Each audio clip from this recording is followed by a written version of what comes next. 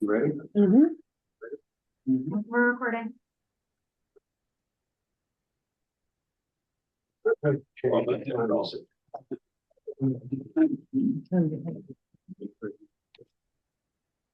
Good evening, everyone. Today is December the 3rd. The time is 5:03. This is the meeting of the Planning Advisory Board. We will call the meeting to order. I will do a roll call, please. If present, please say present. Lawrence Blevins. Present. Edward Evans. Michael DePietro. Present. Van Mason. Present. Elizabeth Rossborg. Present. And myself, Gus Kurtz, present. With 5 members present, we do have a quorum. I'd make a motion to approve the agenda. So moved. And Second. motion been made in second. All in favor? Aye. Aye. Aye. Any nays?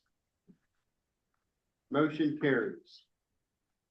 Their motion to approve the minutes from November 19th. I move to approve the minutes. Motion been made second. Second. All in favor? Aye. Aye. Any nays?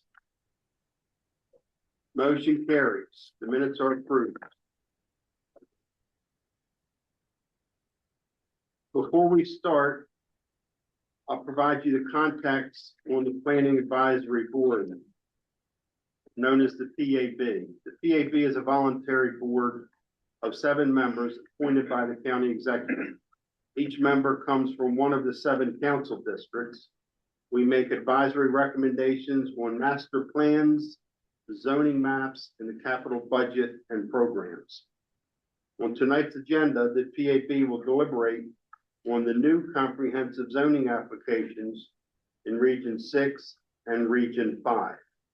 We will start with public testimony on the applications before we deliberate. The Planning Advisory Board at this time now opens a public hearing on new zoning change applications in Region 6 and Region 5. Every speaker will be afforded 2 minutes per property. When you're called to speak, please come forward to the front, provide your name and the property address or change number you would like to discuss. If you are online, when it's your turn, we will provide you permission to unmute. What I will do is call 3 names at a time. Please come up and state your name and your address, and then the property address you wish to discuss.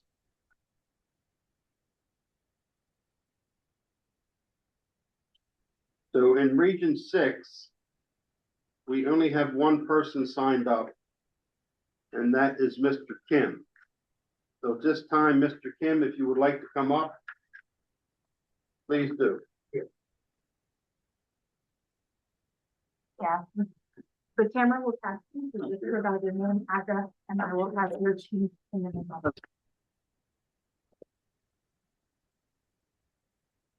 The floor is yours. Yes, my name is Kiwan Ken. I'm speaking on behalf of our zoning application, PZR6 CRV 0501, located at 1032 General's Highway, Brownsville, Maryland. I own and operate a long-standing dry cleaning business in the Region 6 area for a very long time, since I was at 1992. We started out the dry cleaning in the Furnace Branch Road, 1994 as a family, then I took over 92. But especially, 1032 has been just a drop-off station. I'm here to request support for the zoning amendment from C1 to C4 for my property. My goal is to expand the dry cleaning facility to more than 4,000 square feet, so I can modernize the equipment, meet safety and environment standards, and create more jobs. And it's eco-friendly, no chemical, harsh chemical involved. So My business has served local residents for many years. This expansion will not change the character of any area, but would help local small business grow, continue serving the community efficiently. Okay, thank you very much.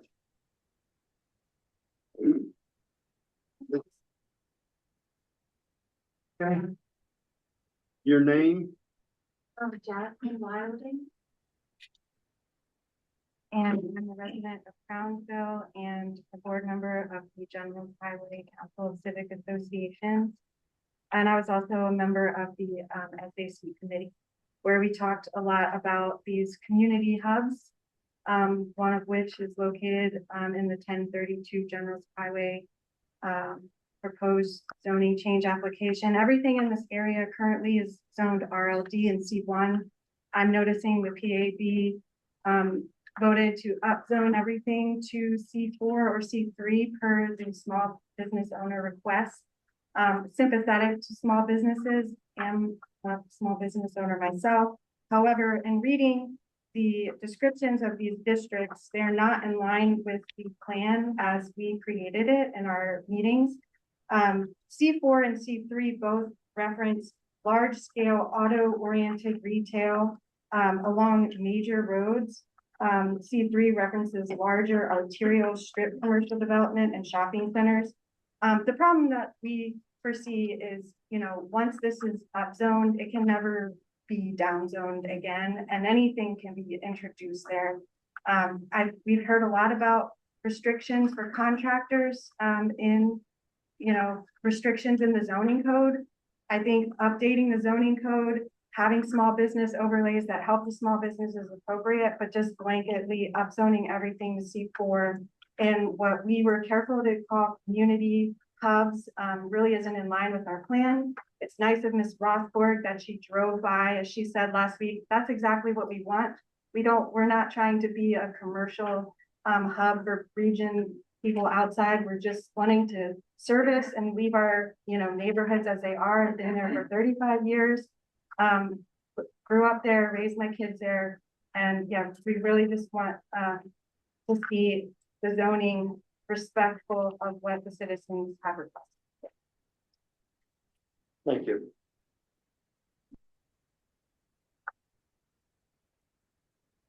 Is there anyone else here to speak on Region 6?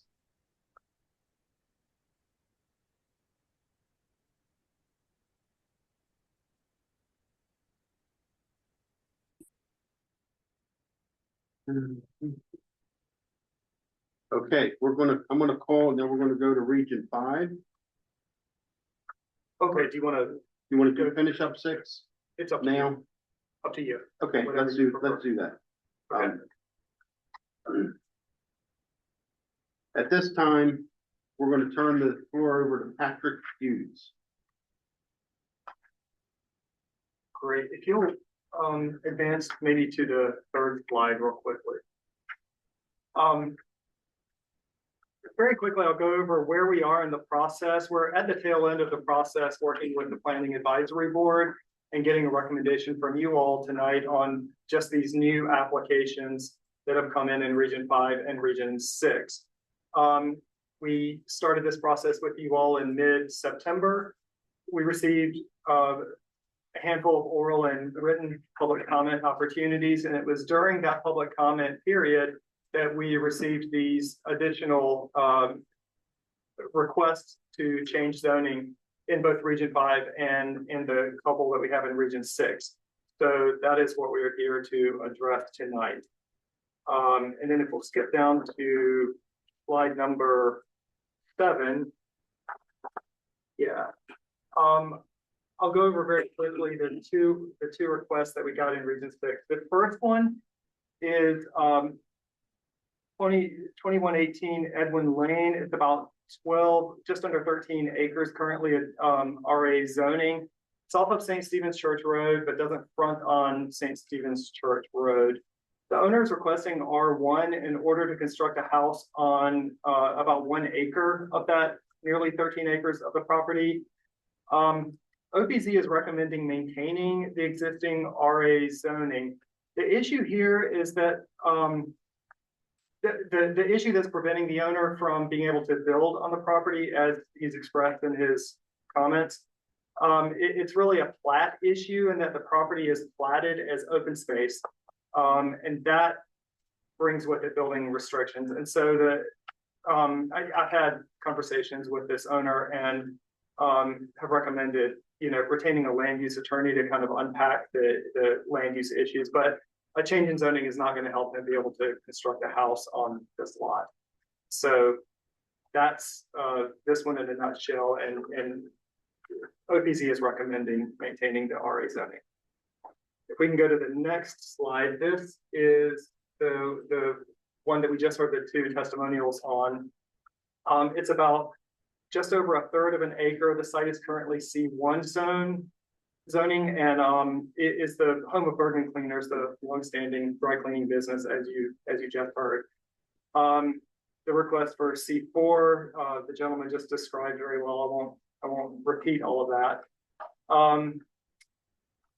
So in a nutshell, the current C1 zoning does allow for dry cleaning, but there's a limit to the size of a dry cleaning establishment. It limits that dry cleaning establishment to 4,000 square feet of floor area. And the building appears to be, and I've just measured off of the map, it appears to be about 2,300 square feet currently.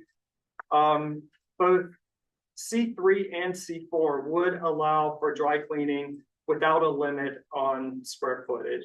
So C3 or C4, I think, would do the same thing. And we only had the one public comment from the owner who you just heard from. And this site is within one of the General Highway community hubs, as identified in the plan, and the vision there is to maintain a lower scale zoning and lower intensity type of business in this area. So at this point, we're recommending maintaining the existing C1 zoning. Patrick, is the property currently conforming or non-conforming? Conforming, it's not a registered non-conforming. Dry cleaning is allowed under C1.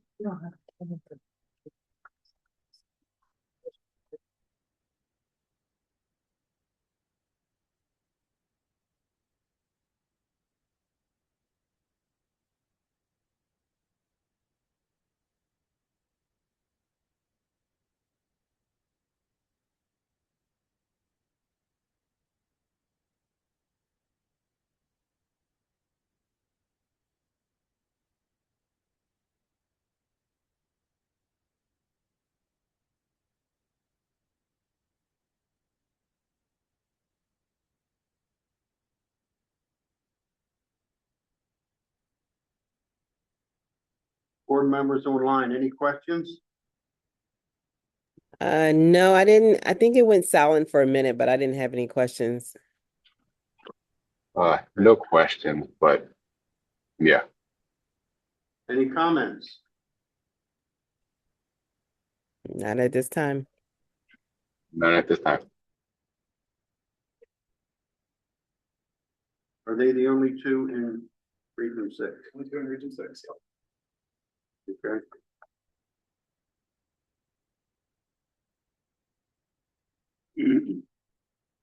All right. Let's do our Region 5 speakers.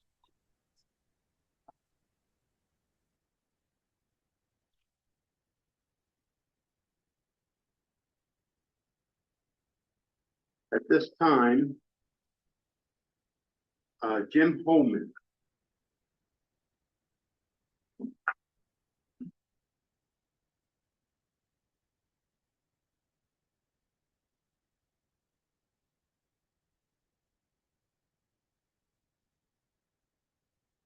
I don't see Mr. Holman in attendance online. Okay, thank you. So on 2419 Blooming Way, Floyd, and I'm sorry, Gwendolyn, but your last name fell off. So, yeah, they're not here. Is it Not Floyd? here? Not here. There's a Floyd online. There you go. Okay, Floyd, I'm going to change your permission so that you can unmute. Floyd, if you can hear us, we're gonna unmute and you are welcome to speak. Last name Minor. What is it, Minor? Thank you.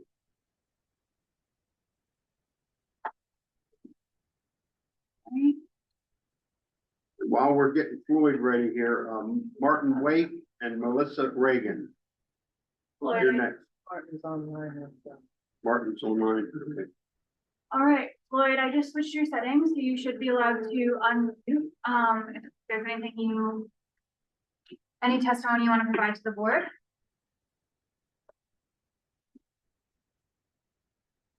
She on the wrong one? You go up one. Hold on. It's there. Is it there? Okay. Oh, Floyd, your microphone is off, so if you speak, we should be able to hear you in just a second. Can you hear me now? We can hear We you. can, yes. Okay, Can you hear us? yeah, Okay, Floyd, the floor is yours. okay. As you know, my name is Floyd Minor. I live at 2413 Bloom Way. I've lived over in this area for over 30 years.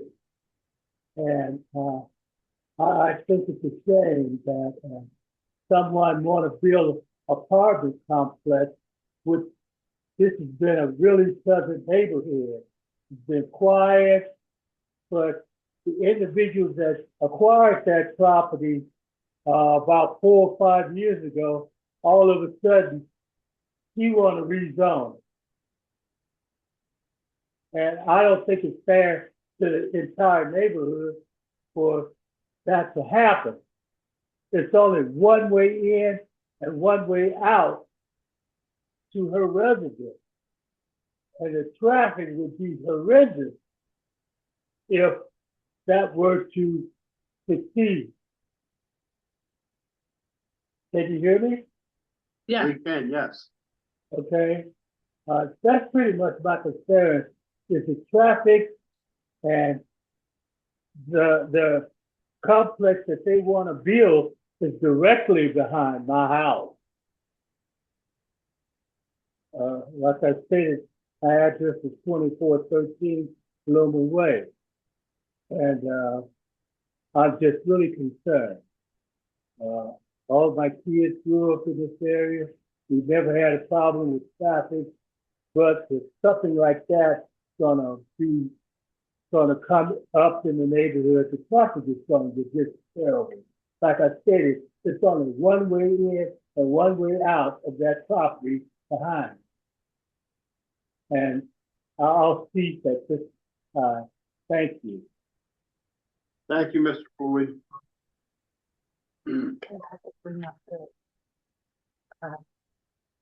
When you get a chance, Patrick, bring the plat up of that if you can. Does Mark want to do it or Sam? Say that again, sorry. Bring the plat up on that property. Oh, there you go. Thank you. Perfect, thank you. Okay, online, is Martin Wake available? Yes, I am online. Can you hear me? We can, thank you very much, and the floor is yours. Okay, I live at 2415 Blooming Way.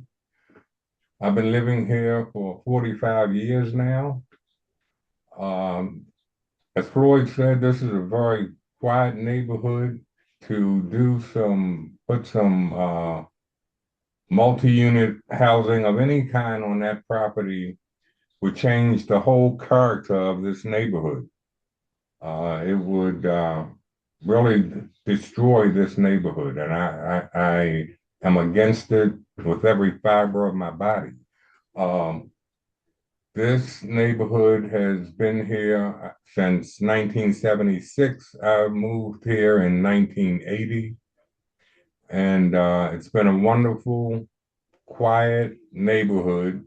Not much traffic. As Floyd said, that property only has one way in and one way out of it, which would be right past my house. That property is basically in my backyard, it would change the character of this entire neighborhood. And I don't know that any good could come out of rezoning that property. I yield the floor. I'm done. Okay, thank you, Mr. Wade. Okay, next is Melissa Reagan.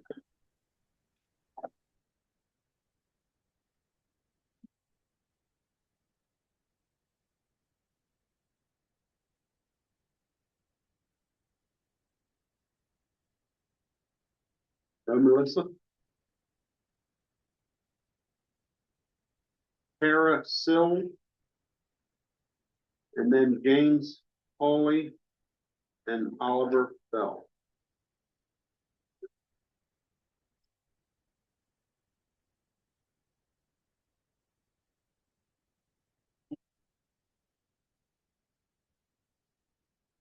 All right. How about a James Hawley? Oliver Bell? Okay. Mr. Bell? Hey, good afternoon. My name is Oliver Bell. I live at 901 St. Lane in St. Stephen's State. I'm here to express my opposition to the request to rezone the area from R1 to large. As a former urban planner, with more than 40 years, I can say that the faces that they're asking to rezone this property is not in sync. When you're requesting a rezoning of store to the variance, realistically, they have to show that they cannot, for some reasonable economic purpose, gain real use of the property. That's not the case. As a result of that, from my perspective, the owner cannot make a case due to the square footage and the cost per square foot in that area for an acre of land. It can more than recover their cost. So therefore, increased profit is not justification for rezoning. Raising the existing zoning for this property would undermine the existing community's architectural design, negatively affecting the infrastructure in the area through overuse, high density traffic, noise, the school system, you name it. That area is designated a historic scenic area under Bill 21-06. And several of my neighbors had recommended that you've heard that the property remain as R1 zoning in compliance with the county's master plan. In my view, rezoning this property for townhouse or any other similar use would undermine the historic scenic nature of St. Stephen's Church Road, overload with additional traffic, noise. It will change the nature of the community. So my recommendation is that it stay as it is, R1. I yield. Thank you very much. I have a question. Yeah. But yes, So you're saying R1, and we're talking about 2419 Blooming Way. I think we were there with. It says R, That is, he requested that it be raised to, Mr. Bell is commenting on Ambrose 0501 Brandy Farm Lane. Correct. Not what. So, okay, so 0500 right. I is don't think- RA to R10. But 0501 is R1 to R10. RLD. So again, we tried to organize the comments by how individuals had signed up. Thank you. We had an error on there. Yeah. Right, okay, RLD, okay, So got it, So thank that's the you. property that was just being referred to, and then, I think again, Mr. Chair, you may want to circle back to finishing up with Blooming Way comments before moving on to Brandy Farm Lane. Please. Yeah. So hold I that didn't have comment, any- we'll come back to it. Before we go to Brandy Farms, I didn't have anybody else for Blooming Way. So let's circle back. I'm here for Blooming Way. Okay. Have you signed up? Yes, sir. Okay. I think he Your signed name? Fred's here. Okay, Fred, unfortunately, No, he signed up on that, not oh, yet. Fred, come on up and speak, okay? I didn't have you on the list, sorry about that. Tell me what? Is there anybody else on Blooming Way? Yeah. Okay, go ahead. Okay, next.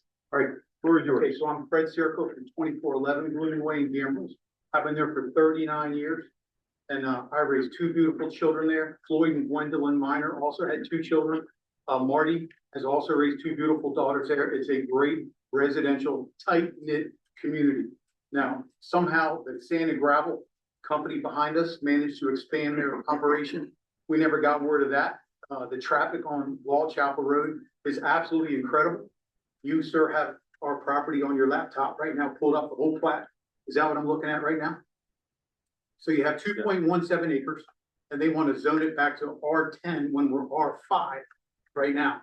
So I don't want to see any kind of townhome, multi-dwelling unit, anything. It's on top of a hill. Let's call it an overlook. It's beautiful. I've seen deer up there and eagles and hawks and owls, and we got raccoons and opossums. The wildlife's incredible. You're going to destroy that. If you vote yes on this amendment, you're going to come in here and rape our land, chainsaws, bulldozers, you name it, we're going to get it. I don't care how much sedimentary cost you put down, we're going to get drilled. It's bad enough now when I sit out front on a Saturday morning with my coffee and I hear the sound of the tractor trailers or whatever's in the sand pit. Boom, boom, boom, with your tailgate going up and down.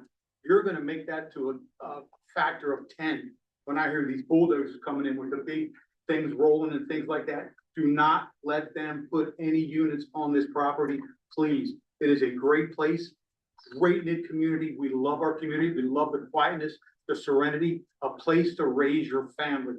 Don't let them put the money in front of you and say, hey, we're going to sell 10 townhouses per acre at $650,000. That's all they're looking at. You can't even drive, like I said, down Wall Chapel Road now without a ton of traffic. They're putting in dividers to try to slow people down and everything else. But please, please do not let them destroy our tight-knit community with multi-dwelling houses. It's been a great house up there. Thank you for your time. Thank you. And how do you spell your last name? Sierto. Thank you very much.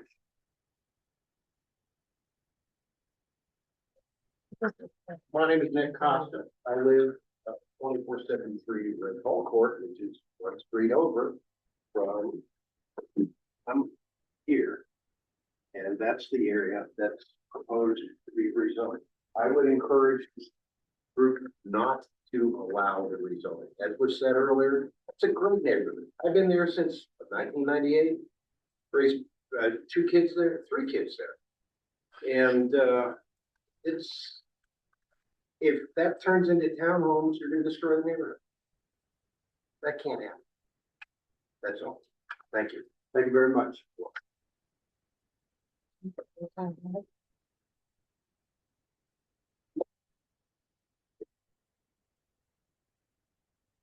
Anybody else?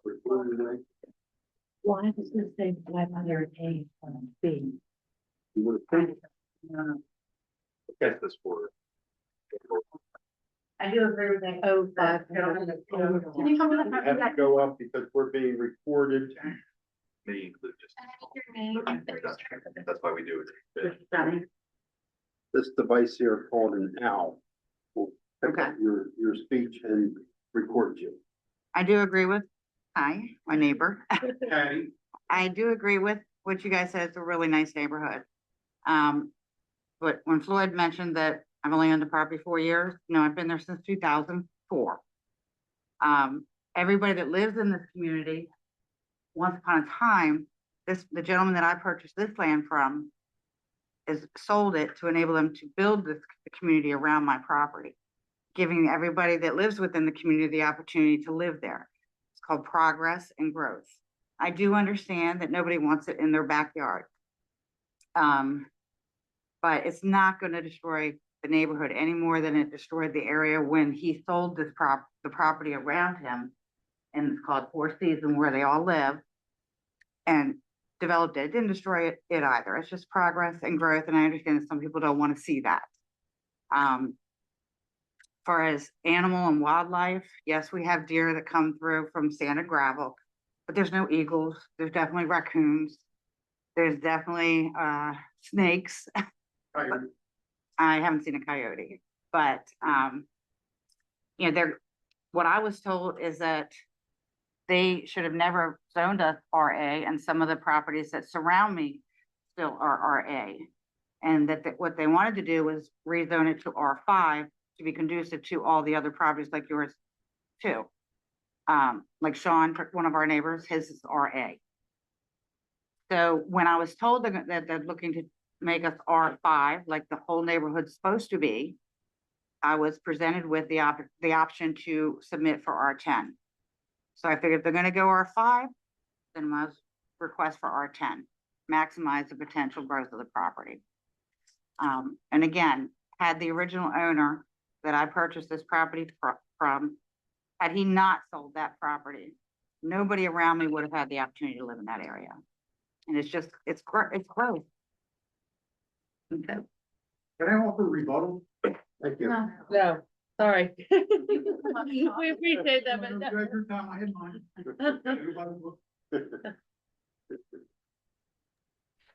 I have a question, for the woman that was just up there. What is her intent to use, the property for if rezoned? That's not been determined or discussed with anybody yet. I don't even know if the county, if so much would have to be done, setbacks, be involved, utilities, all that. So to say that what I think of 20 townhomes is incorrect. It's not a blanket free range. You have to have the development that is permitted, approved by the county. It is up to 20 townhomes. But they Yeah. could, Utilities, roadways, water and sewer, open space. It does not in any way, shape, or form say that there's gonna be apartment complexes with 20 townhomes. Can you hear that, Van? I had parts of it, pretty much. Thanks, Elizabeth. Is there just one home there now? Can you come back up, Yeah. please, or stand up and project your answers? Seems to be the rumor of the neighborhood is that, I've already sold my property and that they're gonna put up 20 townhomes. That's what I was told going through the texting. I have not sold my property. I'm still living there. I've been living there for over 20 years. And far as 20 townhomes, that's just a rumor. It's up to 20 townhomes are possible. The difference of R5 and R10, I was told, is the lot size. With R5, which I do foresee it going regardless, there's going to be development because that lot size is equal to like what you have. So they're saying 10 to 12 homes. my lot's not anywhere near the size of your lot. No, the individual lots under R5 will be like your home. So therefore, you're going to be looking at 10 to 12 homes. The difference is with R10, there's no minimum lot size. But what does come into play is, even though as you feel with R10, I'm gonna be putting 20 townhomes on there, that's assuming. Because the county has to approve the site plan, there's gotta be space allotted for That's why we're here. utilities, roadways, open space. So to me, there's not enough land there to do 20 townhomes. But they could. That's only what the zoning dictates. My lot is all. Okay, so that's- No. Okay, question. No. Okay, so thank you. In answer to your question, I have not looked into anything with any developer. I have not put my house on the market. I'm doing this with the rest of you. This was news to me that they want to change me to R5 and they gave me the option of R10. And the reason for R5 was strictly because they said we were not supposed to be RA, because that's the sand and gravel pit. And some other properties that surround my property are still RA and they're looking to change them to R5 as well. Okay, So- thank you. Does that answer? Thank you. Okay. Thank you. Same question, Plan 2040. How's it for water sewer for this site? Dan, do you want to come up?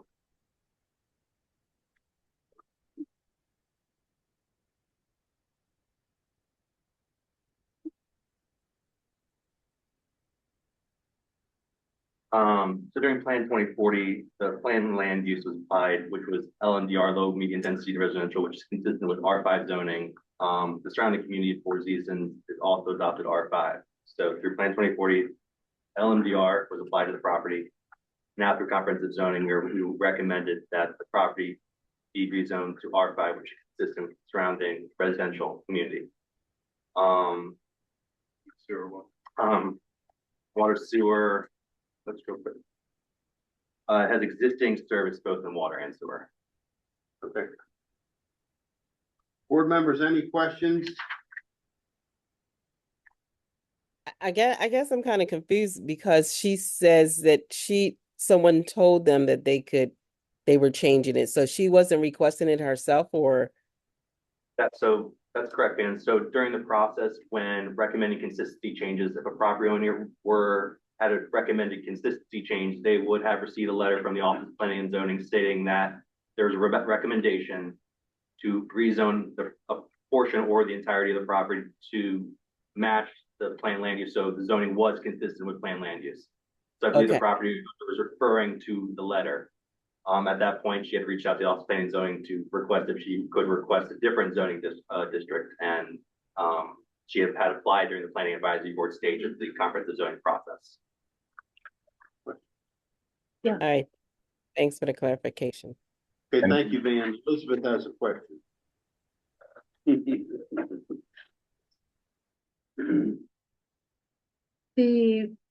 Without the red border, those are consistency changes, Yeah, so the red border highlights subject property. right? But the and 1045, 1059, those are. other consistency changes for adjacent property owners. So there's a little bit of that rural agricultural, the adopted RA zoning is bleeding over into those Okay, properties. that's what I It's a wanted. small Clarify. percentage on the rear of those properties, but those are consistency changes recommending those properties also be entirely zoned R5. So those are those numbers that are being Because obscured it's by. the 1059 number. Yeah. Got it. Funky Okay. right there. Got it. Thank you. Thanks, Michael. Okay. We're not gonna do this now. No, we're not gonna do this. Yeah, now. okay. Anybody else on 2419 Blooming Way? Okay, come on up. State your name, please, and where you live, and we'd love to hear you. Sure, so, Yeah, just be closer to the owl. Thank you. okay. I won't be too long. So my name is Brenda Fernandez and I live, oh, sorry, thought the map was up. So I live in Sunshine Way in, right now it's eluding me, 2422 Sunshine Way. Very close to, right across from Marty in that corner where the entrance is to the property that the lady lives on, I believe. So I just wanted to make sure I point out a few things. I know that she mentioned that there was no plan right now what to do with that property. But I do want to point to the application where it does say develop townhomes. So we're going off of what the application says, which is why we're up here, making sure that we make our voice heard. And another thing I want to make sure, if we can go back to the map, two things real quick, Patrick, are you doing? if that's possible. doing So oh, Jesse, the entrance, Jesse? well, that comes up, the entrance to that property is the size of Go ahead, you can. 3/4 of this wall, of this blank wall here. 3/4 to 2/3 of it. So it is right in this area. So, On the other side. right here, margins of it, so. Is margins it a of flag lot? So it has the builder has its own land, from what I understand from the application also. No. That is not yours. Oh, on the application, you put that you were. Okay, I apologize. On the application, it says that she is in the process of acquiring that property of the entrance from the builder. I don't know where that is in the process, and I'm not saying that has anything against it, but I will point out to an incident a few years ago where there was a fire back there. And this is, I was there to see it, and I know my neighbor brought it up for me as a reminder that the fire trucks could not go up there, had to back out and come in a few times just to be able to angle themselves to get in. So as a safety concern for anyone that lives in that area especially, I want to make sure I point that out, that the fire trucks and the ambulance could not get back there in enough, had it been an emergency that it was death relying and critical, that costs quite a bit because it is a very, very small entryway for anyone to be able to get in. Okay, That's it. thank you. Thank you. I have a Absolutely, question. I have a question. So Hold on. you're saying on Blooming way, that's a dead end. Yes, there is a small entrance the size of one car lane at the end, right where the arrow is, right next to that. So it's adjacent to the fence line of the whole property area. Okay. Okay. Okay. All right, thank you. Thank you. Is there anybody else in this room that would like to speak on? I did sign up, I'm sorry. Okay, come on up. You want to speak on Blooming Way? Red Hall Court. Oh, okay, No, no, hold we're on, not doing that yet. We're not We're doing, not doing that yet. sorry, Sorry about that. just, You're a resident of Four Seasons, I am. but you would like to speak on Blooming Way. No, well, I live on, You live on Red Hall. yeah, But you want to speak on Blooming Way? correct. Okay. come on. Sorry. You put that out there, so we're like, wait a second. Okay. So, it's only And- 2419 Blooming Way, okay. Yeah. And real quick, your name slowly so I can write it. My name is Melissa Reagan. I live at 2476 Red Fall Court. This is my property. Just kidding, this is my property. Okay. So my concern, I actually just want to make one plea. That if you're looking to change the zoning on this property, that you go visit it. Because every single one, there is not another access point besides her access point. It's right here that is the width of one car, basically. There isn't a single other space outside of this, this box to access any of the roads. Also, every single one of our backyards slope up to her yard. There's going to be a stormwater management issue. And there's no way to correct that unless they access our properties as well. There's not going to be a way to fix it. They're also not going to be able to get construction equipment into this property effectively without that impacting someone else that lives here already. I just don't think it's fair. I'm only urging that if you have not physically seen this before, please do not make a vote to change it without going to see it first. I'm 100% certain that if you saw this access point and how the rest of our backyards attached to this property, you would vote to leave this RA. That's all I say. Okay, thank you very much. Thank you, that's it, thank you.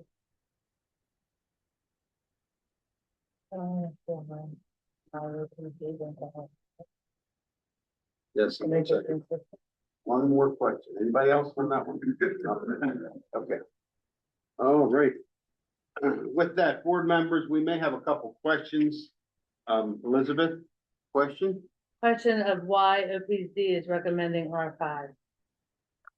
So through Plan 2040, when we had, And before you state, hold on one second. The reason we ask this question is because, and I'll speak into the microphone here, this is called a late application. So when you have a late application,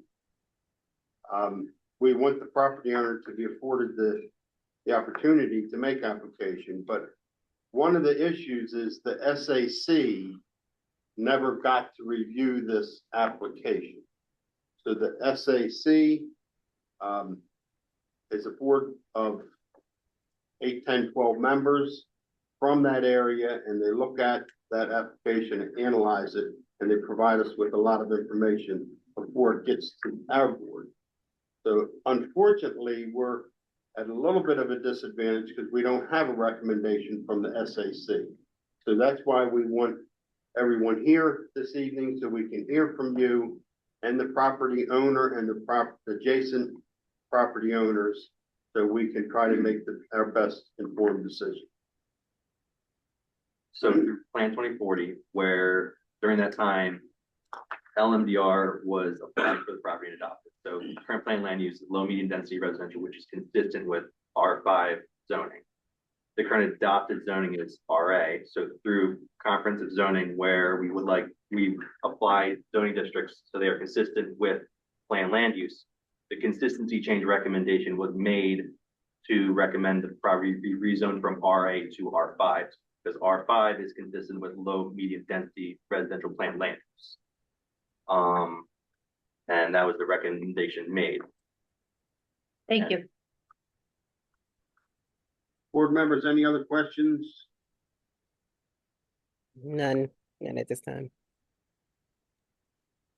None at this time. Thank you. Okay, thank you, Lawrence. Michael? All righty.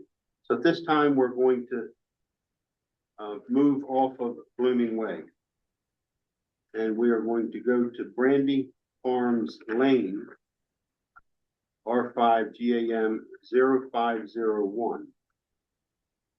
And we have already heard from Mr. Bell.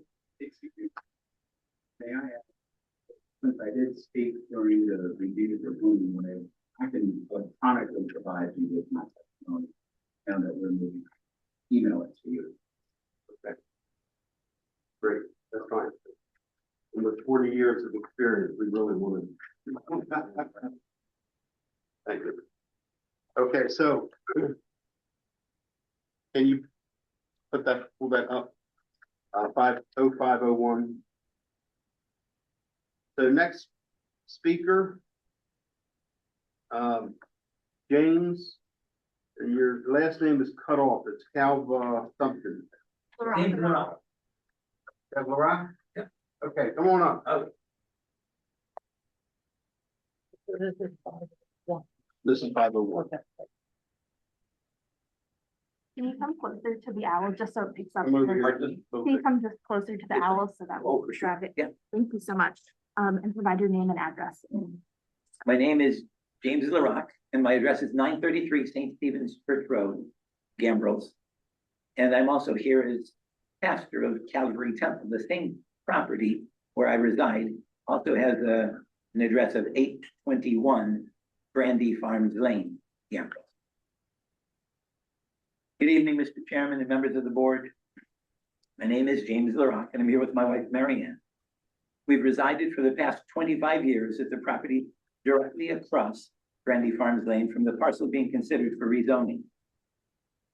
Here we've raised our family in the quiet of our community's rural residential neighborhood, and with our neighbors feel strongly that the character of the neighborhood should be protected and preserved. With the exception of a portion of one lot fronting on Route 3, Brandy Farms is an RLD zone subdivision with 7 lots ranging in size from 7 acres to 20 acres. The applicant identifies the property address as Brandy Farms Lane. The parcel is on the corner of St. Stephen's Church Road and Brandy Farms Lane. Brandy Farms Lane is a private lane serving adjoining properties of the subdivision, is neither sized nor built to highway department standards, and we would like to see it remain that way. The neighbors walk their dogs, ride their bikes with their children, stroll in the morning with coffee, and casually interact. High density residential development is not compatible with this environment. Question 8 on the application that the applicant made asks, why are you requesting zoning changes? In response, the applicant states that RLD zoning is a waste of surrounding infrastructure. I would ask the board to consider that there are alternatives to R10. Single family homes, for example, being serviced with sewer and water should not be considered a waste of infrastructure. Furthermore, the applicant states, and I quote, the request is consistent with established existing use and or is compatible with the surrounding area as it's surrounded by heavy commercial, industrial, and other high density residential properties. End quote. I can't imagine what property the applicant is referring to. They're evidently confused.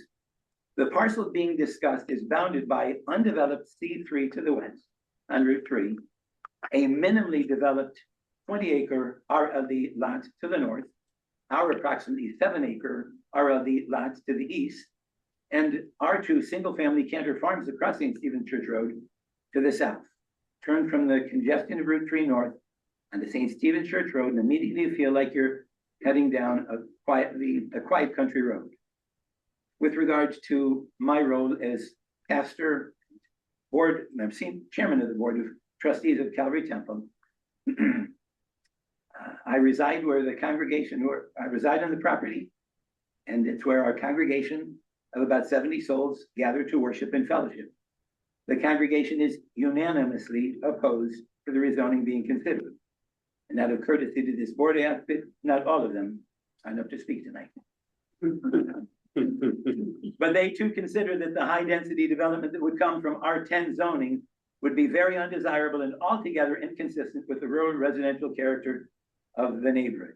So we respectfully ask that this board would advise against upzoning from RLD to R10 and allow us, the community, to continue to enjoy the character of the neighborhood as it exists. Not opposed to single-family residential, but certainly what would be allowed in R10 would be altogether inconsistent with the character of the neighborhood. Members of the board, thank you very much. Thank you. Thank- Okay, next, Denise Bradley, is it McGarvey?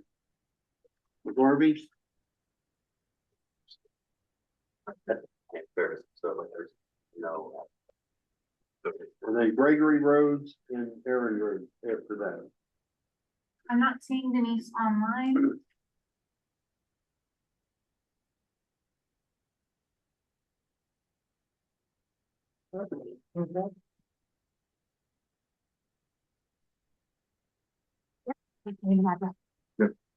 Name's Gregory Rhodes. I live at 2115 Gray Fox Court in Cantor Farms in the yellow portion here. So this property right there in the corner. And I'm not great at public speaking, so I just wrote this down. Along the 5.1 miles of St. Stephen's Church Road, we Cantor Farms have the smallest lots at about a third of an acre. Going from residential low density to R10 across the street seems like a drastic change to me and a big misclassification. Bottom line up front, I wouldn't approve it, but it's not up to me. If I had to pick some kind of alteration to the current zoning, I would suggest R1 at minimum to match most of the neighborhoods on the road, or R2 to match my neighborhood.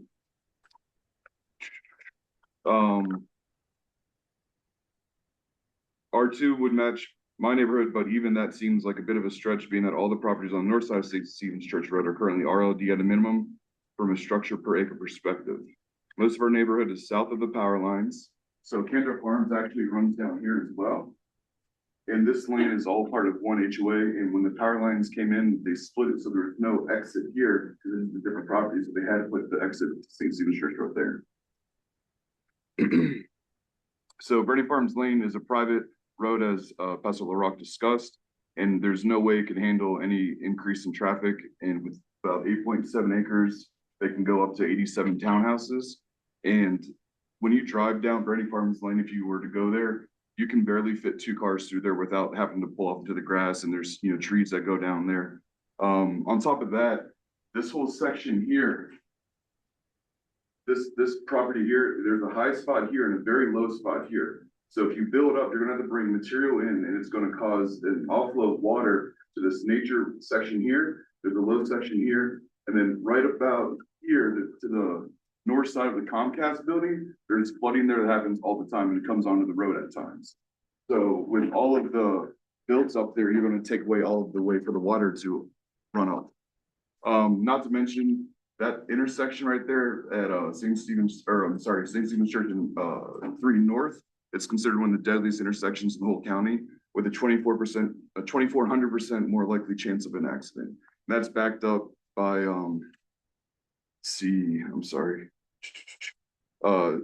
County Executive Pittman pledged to adopt the Vision Zero plan when he signed Executive Order 58, and that was basically just trying to make the roads safer in the county. So he signed this to pledge to try to make it safer. That's one of the most deadly intersections over the last 5 years in the county.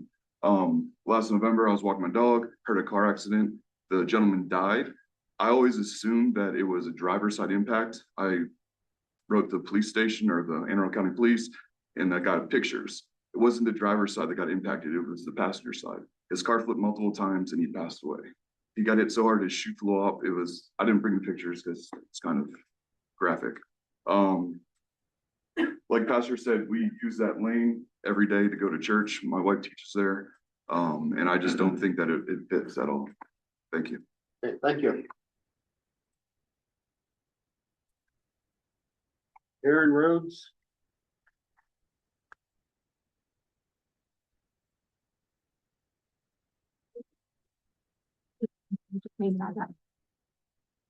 My name is Erin Rhodes. That was my better half speaking to you all. I live at 2115 Gray Fox Court, Ambrose, Maryland. that's right across the street from this potential build at Brady Farms Lane. I have a unique position because, yes, I live right across the street, and then we also attend church on Brady Farms Lane. Everything was pretty much said. We're worried about traffic concerns, obviously one outlet into our neighborhood, and also one outlet into our church's neighborhood. We raise our kids there. We have 3 beautiful elementary school age children. We run, bike, do everything on that lane and in our neighborhood. The traffic is obviously a big concern, and pedestrian and bicyclists and all that. We're concerned with that as well. So our request would be, yeah, to keep this, what, as he said, low density or R2 at the most, which is what we are. I appreciate you guys hearing this. Thank you very much. Thank you.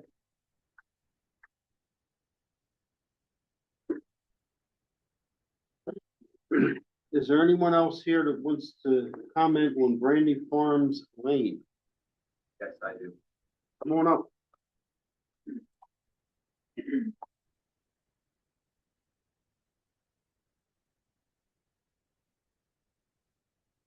Did sign up, I don't know if that mattered, but. Okay, your name? Yeah. My name is Jim LaRock Jr. Okay. Oh, you're on here. We have you. Yep. I signed up as individually as a resident and then also as a pastor of the With church. Calvary. Yes. Does that mean I get 4 minutes? I'll keep it on thinking. I go, okay. Go ahead. Floor is yours. So yeah, I wanted to speak somewhat subjectively as a resident of the immediate area, but then and I would be opposed to the rezoning as it's been applied for. But I also wanted to speak, hopefully even a little more objectively as a resident of Anne Arundel County. I'll start off with the personal stuff. I have spent the majority of my life right there. I mean, I grew up on the property that adjoins the one that's being discussed. And the area has always been residential, leaning rural. I don't know if you all are familiar with the property that we're talking about, but in that area, there are single family homes. And then just down the road, it's like horse farms and things like that. It's for me and my friends, neighbors. We jog, ride our bikes, walk our dogs. The Route 3 corridor, for better or for worse, is busy. It's high density and commercial, high density residential and commercial. And it's understandable that it will always be that way. But once you turn off of Route 3 onto St. Stephen's Church Road, you immediately are aware that the zoning has changed in a very desirable way. It defines the character of our neighborhood. It is, as you see on the board, residential, low density. That's the way everything else is in that area, and along that scenic and historic route, St. Stephen's Church Road. If you haven't, please, before making this decision, make sure you turn off of Route 3 and onto St. Stephen's Church Road. I believe that you would share my perspective and the feel would hit you.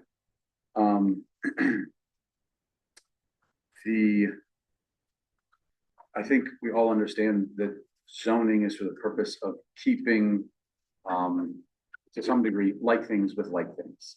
There is no R10 on St. Stephen's Church Road for very obvious reasons. And I think that it would adversely affect our immediate community. It's not consistent with the character of the neighborhood. But also, I don't think it would be good for our county. It would be something of a dangerous precedent to allow the high density development that is on the Route 3 corridor to creep up a scenic, rural, historic route like St. Stephen's Church Road. So I ask you guys to not allow the rezoning to R10 that's been applied. Thank you. Okay, thank you.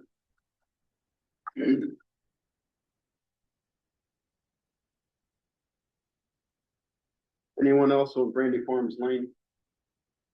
Quick question, can I submit these documentation to the board members? Give them to Jessica, please. There's maps, there's topographical, all this stuff that. Okay, thank you. Understand.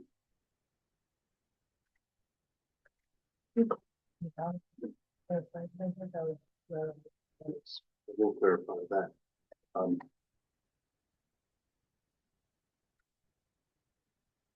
Plan 2040 on this property, Plan 2040 recommendations, and I mean, the You're looking for the planned land use. So the planned land use for the property is rural.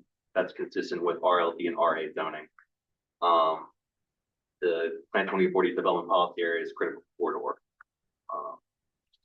And it's a water sewer Water sewer services plan, both in water. plan, but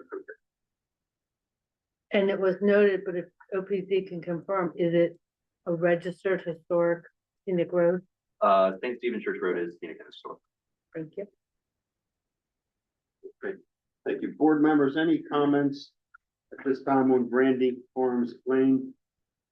Is this another one where the SAC wasn't able to weigh in? Yes. Okay. Yep. Okay, we're going to move on to GAM 502. Can you pull that one up? 502. David Katz wanted to speak on this, but he apparently is stuck on a plane. But let us review this for 1 second.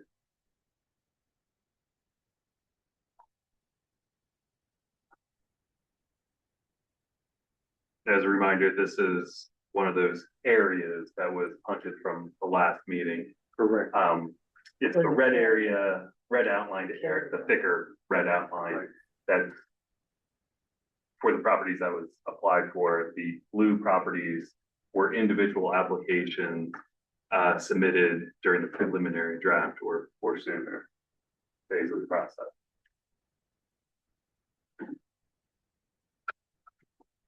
So again, we wanted to punt this so that you could look at this area comprehensively. Mr. Chairman, any impact that is, on the impact? Yeah.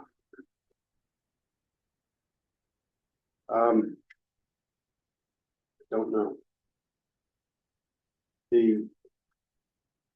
We discussed this last meeting. They have existing water. Yeah, because of the issues.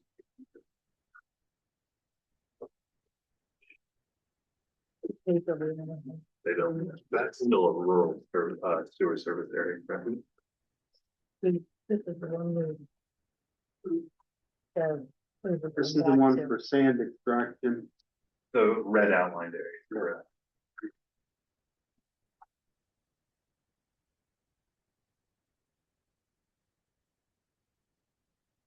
Okay, we're gonna move on to 876 Maple Road.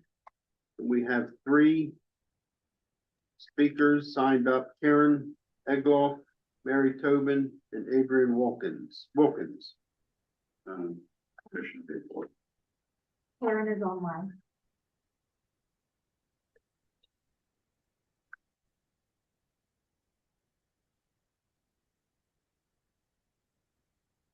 Karen, the floor is yours whenever you're ready. Jesse, pull up 503A and the AV. Can you hear me? We can, Karen. The floor is Okay. yours. Thank you for speaking. Great.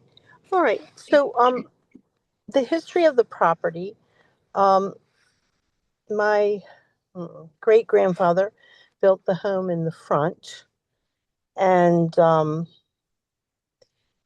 I'm not exactly sure when, maybe in the 70s, they built this ugly strip shopping center on Gambrills Road, and it directly abuts the home. And it definitely is negative to the residential nature of the property, because the home basically just looks out on a 1 floor, brick, just totally ugly. There's no, what's the word for it? No real buffering of the business property from the home, from the residential property. Are you still able to hear me? We can, yes. Okay. So anyway, this lot is difficult because it has the commercial there, the home there next to the commercial. And at some point, they turned that upper portion of where the residence is into C1. I guess, to go along with the commercial strip mall. And are you able to still hear me? Yes. Okay. Thank you. So then the back of the property they have as RLD, which is only one home per 5 acres. And as you see, the property is very narrow until it gets to the way back. And the uses are just very limited here. The Jabez branch crosses the property, so it basically divides our usable property in the front from the larger, wider lot in the back. So, you know, again, it's a family property. My mother currently owns it, but she's 101. And I have brothers and sisters. We will inherit the property. So it remains to be seen, how we're going to go forward with it. We're trying to keep, the best value for the property, preserve the value of the land, but the residential value of the land was devalued by the commercial property. In the back of the property, there is C3, which doesn't seem to fit at all, but somehow they got that through. So it's a very large business center with units. And so we have that to the back of the property. We have the C1 on the Gambrels Road abutting our property. There is a agriculture use, the pumpkin corn maze thing that is in the fall. So we only on one side have residential. So it's a real conundrum of what to do, because certainly we want to fit in and preserve character of the community because longtime owners of this property and we love it. But I'm also trying to think of the family and how going forward we would end up using this property. So actually, I'd love to hear any comments you all might have. We sort of suggested maybe something like mixed use neighborhood so that there could be something that is useful to the community, but without creating lots of traffic, something with perhaps a residential retail type of, thing.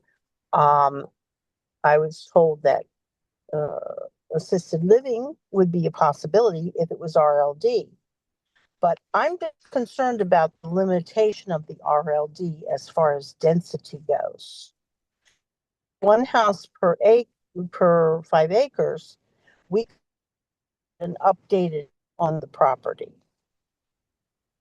Like in the far back where it's divided by the stream, if we wanted to put an additional home back there, we wouldn't be able to do that with RLD.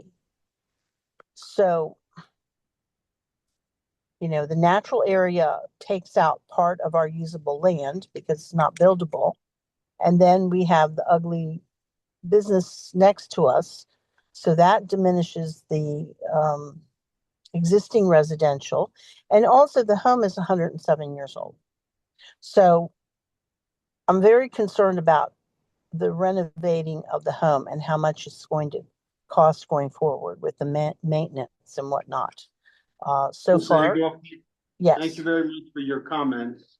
Right. And well, I guess you're cutting me off. But anyway, so I just one of the things I wanted to say was, could the decision on this be postponed till we have some further discussion and some looking at, because it is a very unusual situation where you have, basically 4 different types of zoning on all the different sides. And, we would like the best flexibility and best use of the property. At the same time, I will be faced with financial decisions going forward of how to best maintain the Ms. property. Agel, Yeah. Ms. Agel, I am going to cut you off at this time. But what I will tell you, we will probably make a decision on this tonight. And you will have an opportunity to speak on this property again when it gets to the county council. So stay online and listen to other comments. There's 2 other speakers that are going to talk about this or speak about this property. Thank you very much. Mary Tobin.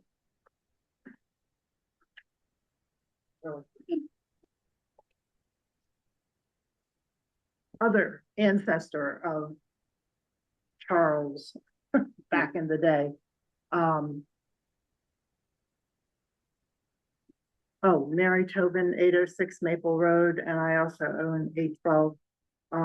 My mom was in constant contact with Sue, who was 101. My mom died 2 years ago at 100, so they were good friends. Must be really good water. Yeah, really. 75, I'll wait. I understand Karen's problem. The problem is none of her family has lived there in generations. It's been rented out for years and years and years. Maple Road, as you can tell, there is agro-tourism on the other side in the corn maze because the Naval Academy has no choice but to keep it rural and agricultural by law. And this is if you look at this, I understand nobody wanted that strip piece in the first place. And it got snuck in probably by Kaufman. And if she puts this in, all she's doing is then making it a problem for everyone else. We're a tight neighborhood. I have got dozens and dozens of chat messages about, please speak against this. Part of the problem is right now, there is no entrance from here onto Maple Road. So it's very separate. And if you do this, you change the whole nature, the whole thing just expands. We have problems with traffic already because you haven't fixed Route 3. So everybody bails off, they go onto Gambrills Road. It's going to be a nightmare when the trail opens because you got all these little kids going across the trail and you come down that hill, you go up and you're 50 miles an hour, even if you don't try. So you're making more difficulties when you add something that does not fit our neighborhood at all. And so, build a new house. That's what people have done. A lot of houses on that street are 1923, because that's when great-great-great-grandfather separated them all into 14 and 7-acre plots. So no one on the street wants this. I mean, no one. And so she would destroy the neighborhood feel of the street. And we've all been there 40, 50 years. Okay, thank you very much. Thank you. One comment I would make is with the environmental nature of the property with the Jabez branch going through, it's very limited anyway, as far as what you're going to be able to develop there. Yep. Very limited. So, okay, Adrian Wilkins.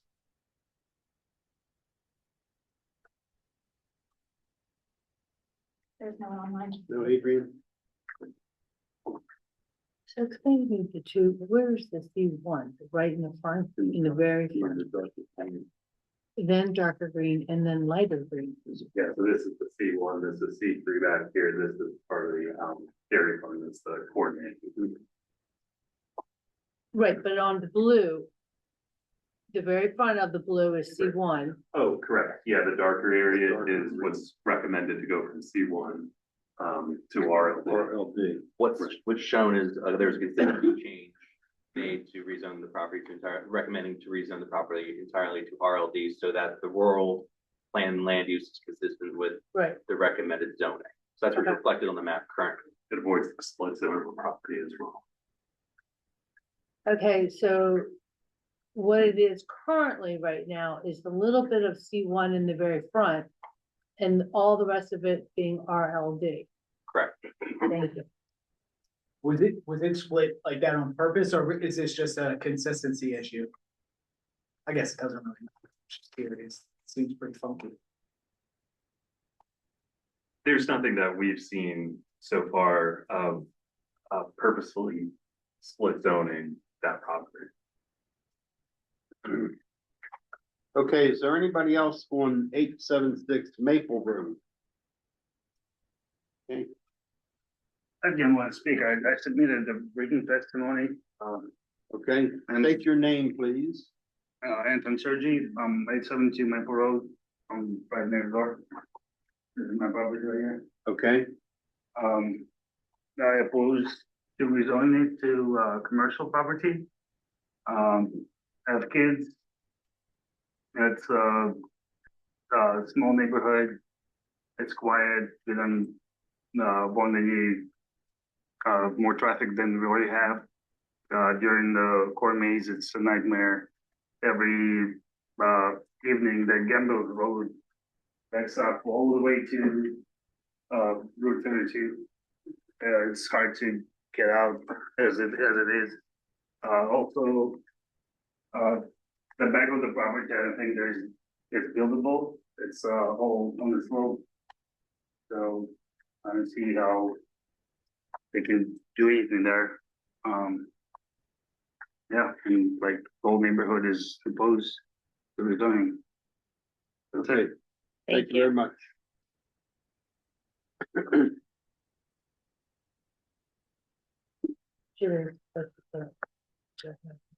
Hi, my name is, Hold on. my name is Rob Tim. I live at 826 Maple Road, and I think it's important to consider the nature of this lot and what's around it. The commercial property here, as soon as the parking lot stops, it slopes downhill rather steeply to the Jabez, which is right here. And then it slopes up to where it abuts the commercial property. Some years ago, these were all originally 7-acre lots. And some years ago, owners were given the opportunity to subdivide into additional residential properties or forever hold their peace. You can see who took advantage of that. Here's my lot here. We did not. If you look at the house from Maple Road, looking north, great house, cool house. I mentioned the age. Pretty much all of the homes that front Maple Road came from the early part of the 20th century. Looking north, we see, to the east, we have Anton's home. He and his wife, their little children. I can't imagine when they bought that property a few years ago, they ever dreamed that their next door neighbor with this cool little bungalow on this open space would be rezoned to commercial. Calling this commercial activity, again, it is owned by the federal government, long-term lease to the county. It's part of the Naval Academy dairy farm. It sees commercial use 5 weekends out of the year, so like 10% of the weekends, there is some commercial activity. None of it is all no parking. None of that spills onto Maple Road. There is no, the entryway to this commercial piece here is off of Gambrills Road, which has been mentioned, is already overburdened, especially with the new high school. And we get some pretty massive traffic tie-ups there. Thank you. Appreciate Okay, it. thank you. She had plenty of time to speak. Okay, anybody else on Maple Road? Okay, I don't have anybody else on my list, so who else would like to speak this evening? Sure. I noticed throughout this entire presentation of all the various themes, the continuous push for R10 idents zoning, right? There's a push, I assume, for townhomes built into areas with already established single-family homes.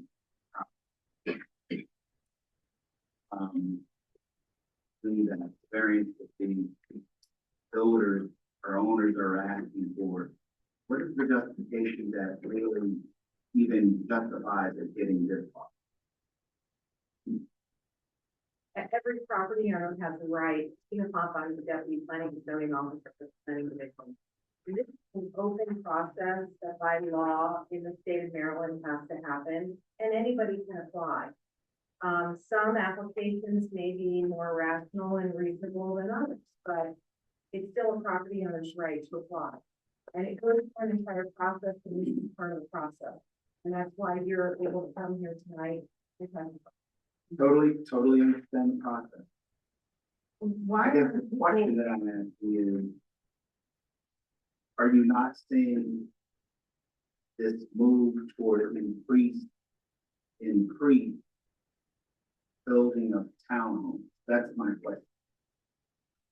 Why is that is that not something of concern to the county leadership, the planning board and zoning board in areas with already established single family homes, the increase?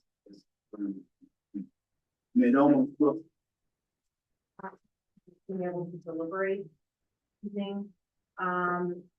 They may recommend for some of these, against some of these. We don't know how they're going to go. If you want to have a broader discussion about townhouse development in this county, I'm happy to do that with you offline. Why are the people not notified in the neighborhood? Like the one that we have got snuck in and nobody did. We are going to take a break. We have sent 2 letters out to all. Sam, do you have anything else that you need to go over? Where the zoning applications are open, saying that this is happening. So we do not notify all the neighbors. But it is the responsibility of the property owners to be following what is going on.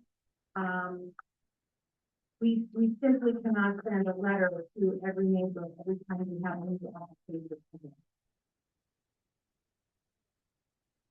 application. Jessica, is there anybody online that has raised their hand that would like to speak? That has not already spoken? And Mrs. Karen, we know you have your hand raised, but you were given ample time to speak. So you may, at this time, you want to submit something in writing, you can do that, but we're going to make a decision tonight probably. I'm not seeing any movement for anyone to respond. Okay, is there anybody else in this room that would like to speak that has not already done so? Okay, the public hearing on the new zoning change applications for Region 5 and 6 is now closed. The PAB will briefly hear from staff before deliberating on the application. And at this time, we are going to take a break.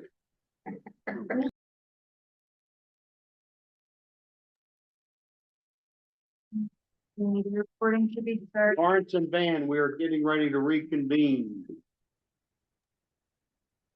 I'm here. Thank you. Yep. We recording? Yep. And let them know Okay. what we're doing. It is 6:39 and this is the Planning Advisory Board meeting, and we are now reconvening from a break. And at this point in time, we are going to deliberate and discuss the new changes for Region 6. So at this time, who's presenting that? Patrick? Okay, we'll turn the floor over to Patrick. Yeah, so as I presented previously, this is just under 13 acres off of St. Stephen's Church Road. Current zoning is RA. The request for R1 was to allow for the construction of a house, but the lot is, the issue, a zoning change is not going to help this person build another house. The property is platted as open space, and that's the issue. So I know that the owner is working with somebody to kind of unpack those issues. Thank you. Board members, let's discuss this. Is there any comments?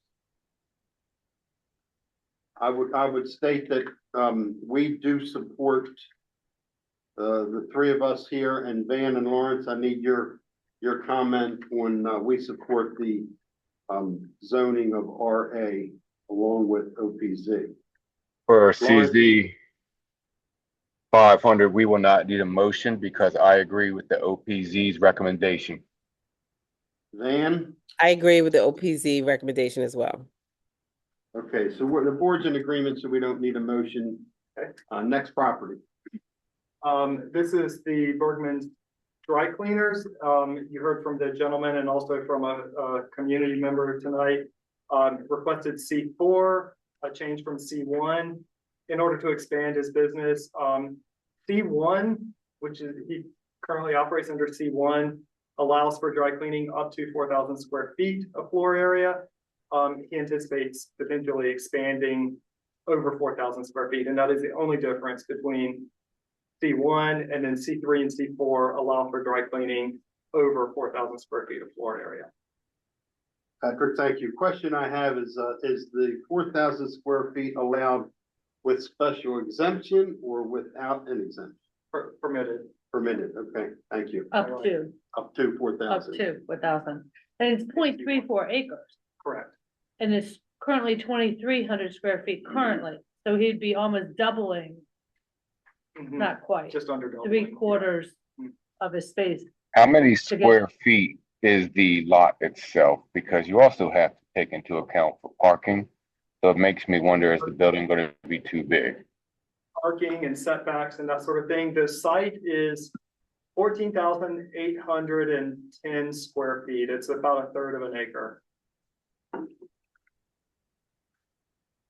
Board members, any comments?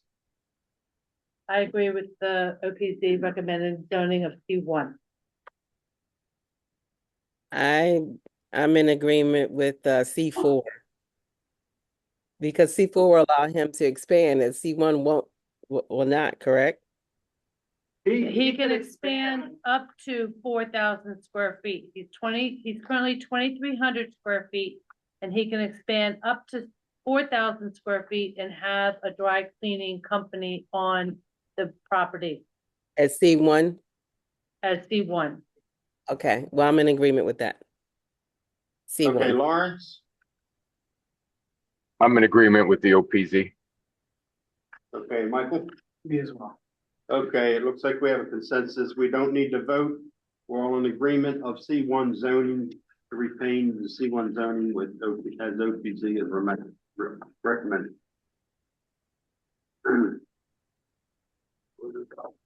Okay, so we're gonna close out Region 6. No, just those two. Jesse, do you want us to vote on 6? We don't have to. Separately, or just wait till we get it all done and then? No, then we don't have. I think we're done because at the last one you voted. We voted to advance the carry. plan, you voted all of the other changes except for these two. Okay.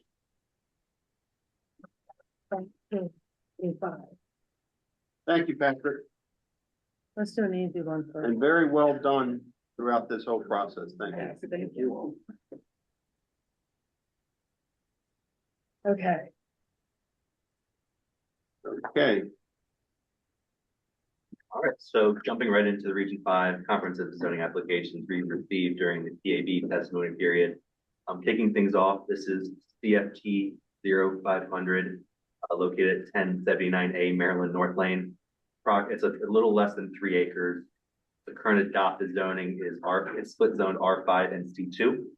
Its adopted Plan 2040 plan land use is commercial and low medium density residential. The owner had requested the property be zoned entirely C4 to allow for a historic car restoration business. OPZ is currently recommending that the adopted R5 C2 zoning split be retained. The justification is that it's consistent with the adopted Plan 2040 plan land use of low, medium density residential and commercial and is compatible with the surrounding area. A change to C4 zoning would increase density in an area that is also not targeted for growth. We did not receive any written public testimony during the PAB testimony period, as well as we did not hear any oral testimony from individuals attending the meeting tonight. thank you. Is that property currently undeveloped in the back? Within the R5 zoning district, there's a single family home or structure that is currently on site, as well as some other improvements that are around that structure. Thank you. And the R5 C2 matches the plan land use 2040? That's correct. Board members, any discussions or comments? I agree with the OPZ's use of the property. I'm in agreement as well. Third, It's unanimous. I'm also in agreement, so no motion needed. All right, on to the next one. This one is Amberls 0500 located at 2419 Blooming Way. It's a little over 2 acres. Its current adopted zoning is RA. Its adopted plan 2040 plan land use is low medium density residential. The owner had requested R10 to allow for residential subdivision of the property. OPZ is currently recommending R5 being applied to the property. The change to R5 zoning is consistent with the adopted plan 2040 plan land use of low medium density residential and the existing residential use, as well as the changes compatible with the surrounding residential area, which is also zoned R5. The written public testimony generally had opposed the owner's request for R10. Similar to what we heard tonight during oral testimony, citing that a residential upzoning would negatively impact the surrounding residential community. Okay, board members, discussions. Elizabeth? this is a hard one. I understand the surrounding area. I also take into consideration the public comments about access and topography.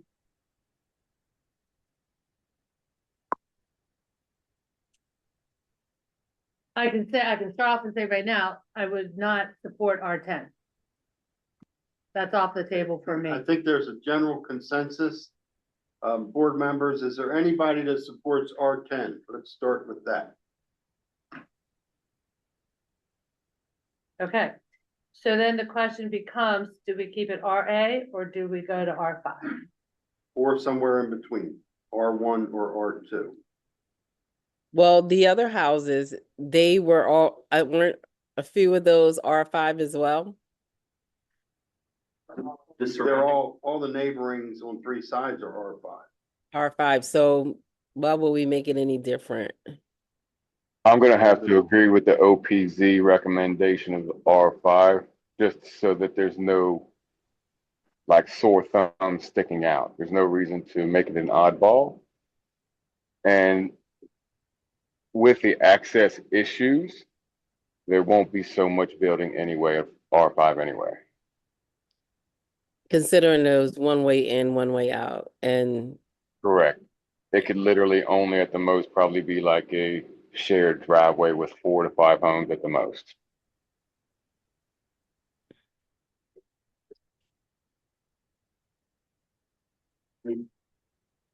My concern is access to the property. And you can look at it and you can see there's a single lane driveway to the property, and I'm very concerned how you could put, whether it's a townhouse or multiple dwellings back there and access them.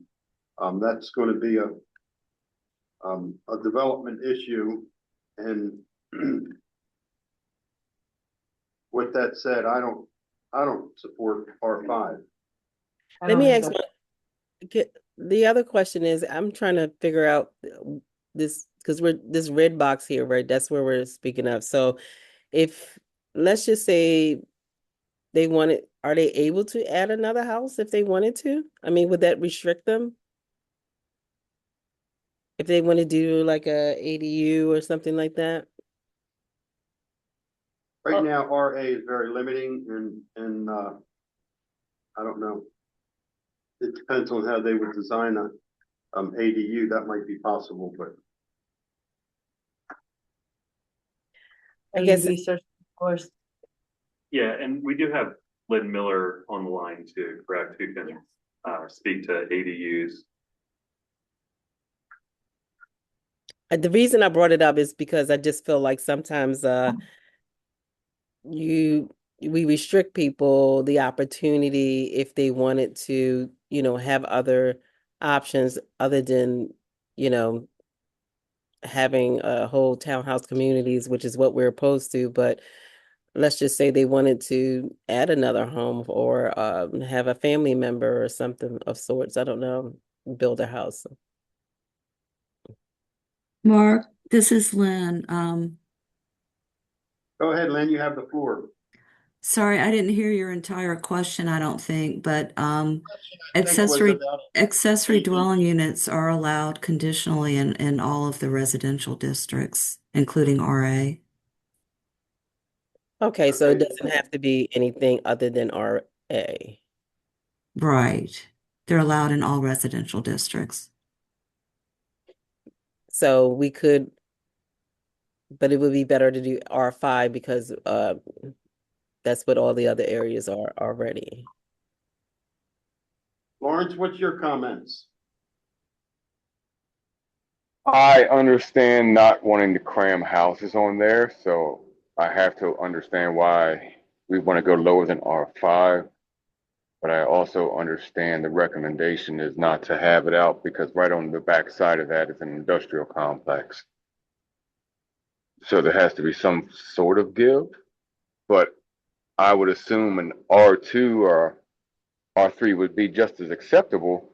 But since everything else is R5, plus the access to it, I don't see, That's the only problem. yeah, I don't see much going in there. And I guess, I know they already have water and sewer access. So I don't, how, like, I guess RA, you only have one house on there. It's only 2 acres. You can't split R5 by 2 acres by so much anyway.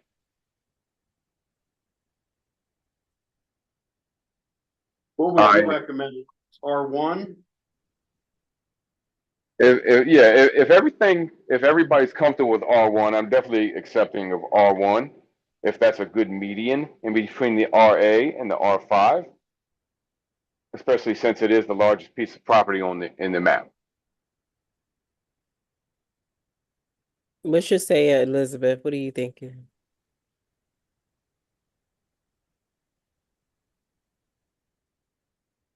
I said, this is a hard one. I'm still gonna, oh,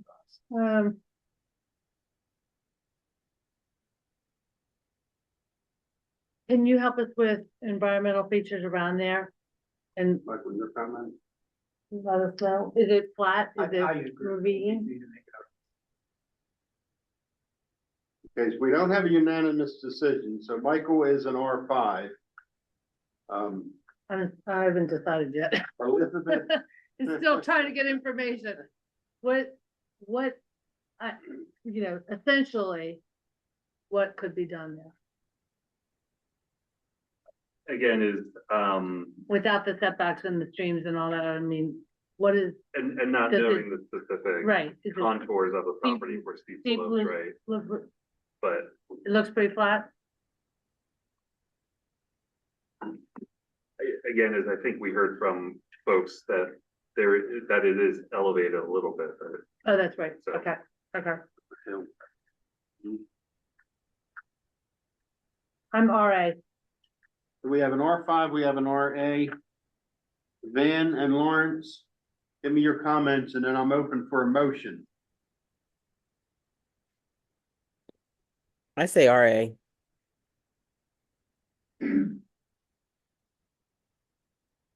Lawrence? I'd like to compromise with R2. I'm not Lawrence, really? Lawrence, I'm leaning your way, but I'm an R1. All right, so I'm willing to compromise because I don't like if it's already RA currently, and we are giving them the opportunity to match their surroundings. A decent compromise would be an R1, and I'll start there, and I'll say I'll start with R1 and roll with that. Okay, so I'm going to take that as a motion. Is there a second for an R1? I second. So we're going to vote. on, let's see what number is that? Can we come back to this one? Yeah, go ahead. Of course. A GAM 0500, there's been a motion and a second for R1. Let's take a quick vote. No, she just said, can we come back to this? Oh, You can't with you an can't. open motion. There's an Oh, open sorry, motion. sorry. Yeah. Oh, Thank you. okay. Okay. Okay, we're No, gonna that's take a true. vote. You can vote yay or nay. So, how many yays do we have? 2. Okay, To what? we have R1? To R1? R1. We need to call the vote for each individual member since everybody is kind of. That's true. It's easier. Okay, Lawrence, you're a yay for R1. That's correct. Dan, what's your vote on R1? I'm going with the OPZ R5. Okay, Elizabeth, R1. Nay. Michael, R1. Okay, motion does not carry. We have 2 yays and 3 nays. You just switched on me, Van. It Okay, did. let's discuss this some more and let's see if we can come up with a new motion. Van, go ahead. What more discussions would you like? It'd be nice to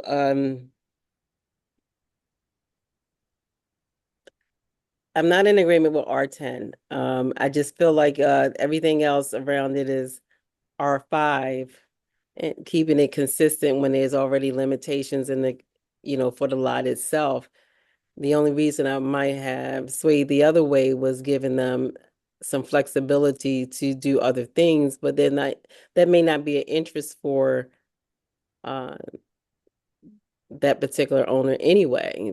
But I guess if I had to ask her the question, if she had to choose,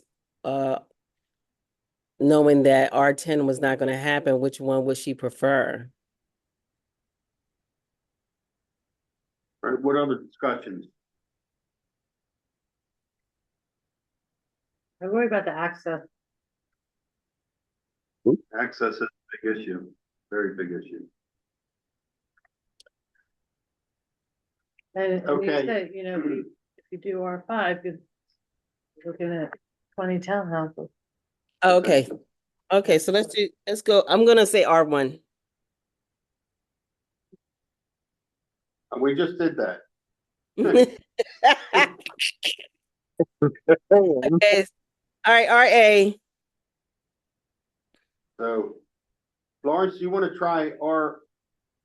Do we have a? So, No, she's gonna go back to R1, so you can make a new motion.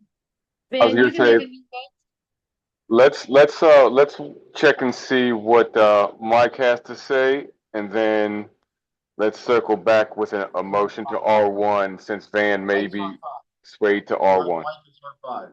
Oh, Mike is R5 right on? R5. Okay, he was R5 too. Okay. Well, I mean, I would like to say that R5 is in reference to acreage, 5 units per acre. So it would be extremely tight to put that in there. okay, so R1. So I like R1 is the best compromise I could find. I make a motion to have CZ R5 GAM 0500 R1. A second. Motion's been made for R1. Again, is there a second? I second. And Van seconds. So we're going to go one by one. Michael, on the motion of R1. Nay. Nay. Elizabeth, on the Yay. motion for R1. Yay. Van. Yay. Yay. Lawrence. I didn't understand that. Was that a yay or a nay, Yes. Lawrence? Yay. Okay. And Gus is yes. So we have 4-1 motion carries. R1 it is. All right. Okay, next. The next one is CZ R5 Gambrel 0501. That is no number Brandy Farms Lane, tax map 37, parcel 71, approximately 9.5 acres. The current adopted zoning is RLD. The adopted plan land use is rural. The applicant has requested R10 to allow for more dense residential uses. OPZ is currently recommending that the RLD zoning be retained. Because the zoning is consistent with the adopted plan 2040 rural plan land use, and a change to R10 zoning is not consistent with that land use and would increase residential density in an area not targeted for significant growth. Public testimony as well as oral testimony was very similar. Testimony recommended that the adopted RLD zoning be retained, citing concerns about Maryland 3 traffic congestion, safety, impacts to community character, as well as environmental impacts. Okay, thank you. Board members, discussion. I agree with RLD. So do I. I agree with the OPC's recommendation. Michael? Michael is going to abstain. You won't have to, because we don't have to vote. Yes, we're not even going to vote. We don't have- We support RLD, so no vote on this. We support RLD. Next. This next one, this is Gambrel This is the one. 0502, located on Evergreen Road. The subject properties are highlighted in red. Like Mark mentioned earlier in the meeting, the one highlighted in blue are other CZ applications OPZ had received along Evergreen Road. The adopted zoning within that red boundary is RLD with an adopted rural plan land use. The owner had requested RA to allow resource extraction. Specifically, they're looking to mine sand. OPZ is currently recommending that the RLD zoning be retained because it's consistent with the adopted Plan 24 rural and agricultural development policy area and rural plan land use. While RA with the intention of resource extraction is consistent with Plan 24, Plan 2040 goal HE6, which promotes the use of mineral resources for economic use. The retention of RLD is consistent with Plan 2040 goal BE2, which promotes preserving agricultural and rural character, as well as BE11, which promotes providing a variety of housing types and designs for all residents at different stages in life and at all income levels. Written testimony and oral testimony was also similar, where actually we did not hear any oral testimony tonight. I apologize. Written testimony was from local residents concerned that the change in zoning would impact their property values due to noise and other adverse impacts from that resource extraction. So we had written testimony, but no oral testimony tonight. And if it, Mr. Go ahead. Chairman, apologize. That is, the resource extraction for sand is not allowed in RLD, I'm assuming? That's correct. It's a, I believe it's a special exception or it's a conditional Basically, use. the property to allow for the sand mining. So, Become agricultural. I support it. You support RLD? I support RA. RA, right, right, Yes. okay. Lynn, if you're still in line, can you answer whether that resource extraction is a special exception or a conditional use under RA?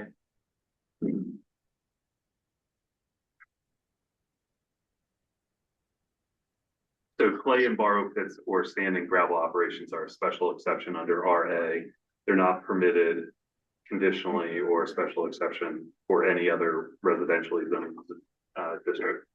So the question here in Lawrence and Van, so you understand what we just discussed here, is that they need RA in order to do the sand extraction or mining. And it would be under special exception, and that would require public hearings and so on. It's not allowed under RLD. Okay, so I will support RA. Michael? So I live right beside a gravel pit, and it's not the super best neighbor. So in addition, I'll just make the point too, is in addition to, I'll just say, GAM dash 0502, we would also need your recommendation on the 5 parcels outlined in blue, which are POC 0002, 0001, 0003, GAM 0015, and GAM 0014. So again, as your consistency changes. no, the 5 in blue are owner applications. So again, and they had come in for a request for R1 and I think R2. So That's again, right. as you're thinking We about, postponed that. that's right. So I as was you're gonna thinking say, so all the blue are residential? All the blue are applications that OPZ have received from property owners requesting a residential upzoning to R1, R2, or R5. The applicant we're discussing tonight, or the applicant that we highlight in red, that's the applicant requesting RA, specifically to pursue resource extraction and sand mining. so you have 2 sets of sort of themes going on here.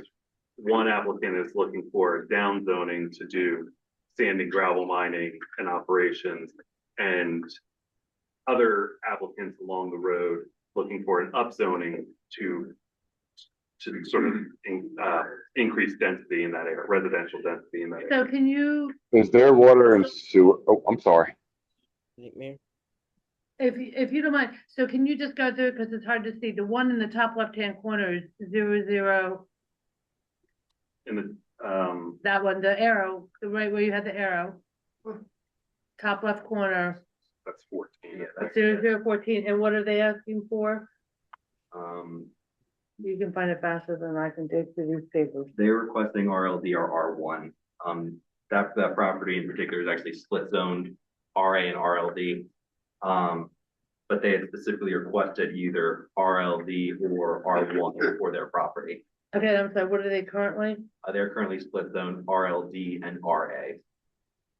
Okay, so they want to keep the RLD and upzone, no, that doesn't make sense. Their property is currently split zone RLD and RA. So I guess that request for RLD would allow their property to be zoned entirely RLD, or they're requesting R1. Entirely, not to keep any of it split. Okay, and then 0015 They are requesting R1. from RLD.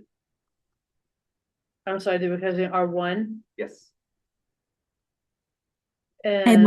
Mark Mhm. or Sam, it's Lynn.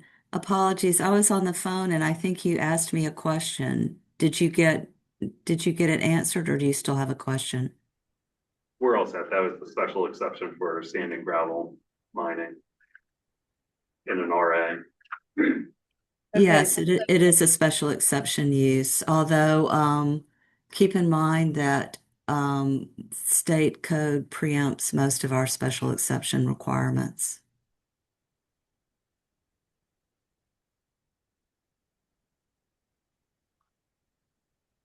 So state code, so Lynn, that goes back to saying that state code, they would be better off going from RLD down to RA, not to worry about a special exception or state code. Sorry, I'm not completely following your question. I got it. I know my answer. Thank you. Okay. So, okay, so 001. They're currently zoned RLD. They're requesting R5. No way. Go ahead, keep going. I assume POC 002, they're currently zoned RLD. They're requesting R1 or R2. And then for POC 0003, they are zoned RLD and they are requesting R1 zone. So you have the majority requesting R1. They're all currently RLD. Or at the northern area for Gambrel's 14, they have that little bit of RA on the north side of their on the north side of their parcel. So I have to ask, is it in the water sewer plan or is it in the planned infrastructure now? So the Evergreen Road area, it's currently existing and existing water. There's a little bit of planned service to the north, near Gambrel 0014. Yeah. So it is serviced by public water at this time. Its sewer service is in the rural service, so there's septic and well out there. So no public sewer service, but it does have public water. Okay. Well, one, two, support those that leaving them. Here.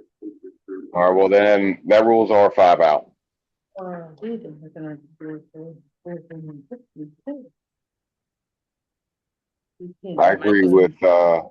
agree with Gus on the RA aspect for the big property. Back to the blue and the red, please. Yes, the big one. Yeah, there you go. Okay. There we go. So, Lawrence, you're saying that you would support the red going to RA. So is there a motion on that? Let's try to Well, do piece by but, piece. sorry, you also started a comment to say that you live next to a gravel pit now. So, They're already opening that can of worms and it's already got water coming to it. And so therefore, some of those bigger properties also may get R1 because if they get water sewer down to them, there's no reason. And then that gravel pit is going to open up quite a few more things. Keep in mind that that purple area is already a gravel pit. The area to the north of it is already a gravel. And I was going to say, I think that the north side is already something else, correct? Gravel pits that are already there. Okay. And then to the southwest of it is a quarter-mile race. So I think noise in that area is already a situation that they're dealing with. Yeah, so I don't see any reason why we shouldn't give them RA since it's already something like that anyway. Oh, okay. All right. I'm in support of that, Lawrence. Do you want to make a motion?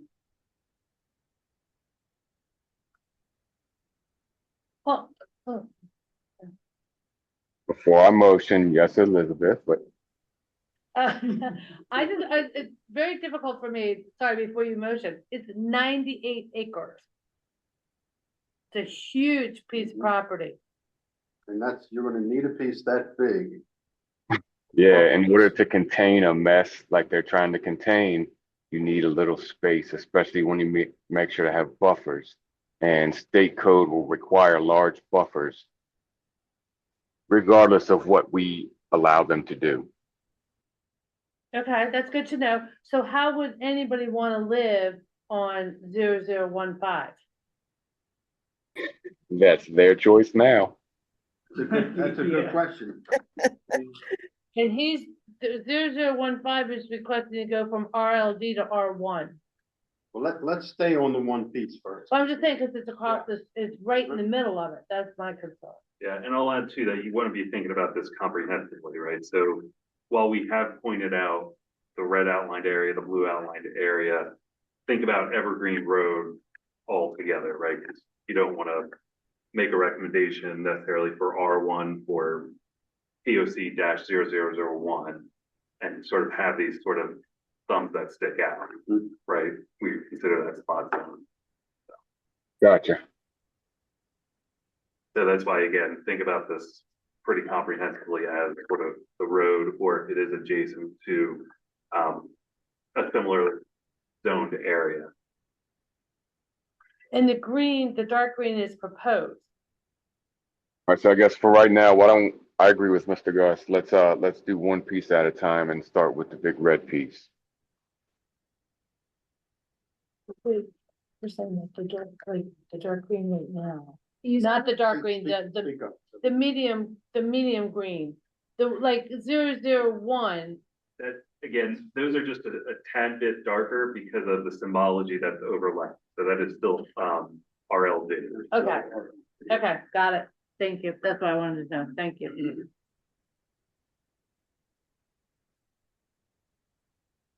Okay, Van, you've been awful quiet. What's your thoughts? Well, I think that you do have to consider both of them at the same time because you're looking at 001 or 001 when 4 out of the 5 are requesting R1, right?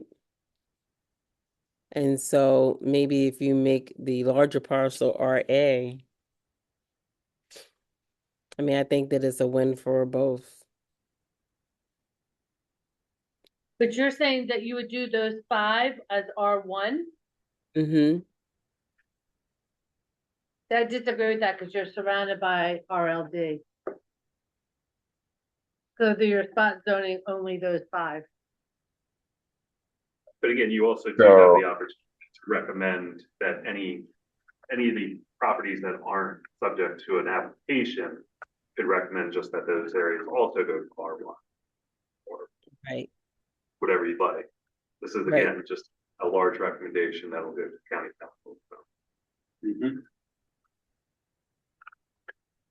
So I also understand the OPZ's, I guess, recommendation towards trying to make sure it's all one zoning. So that I definitely understand.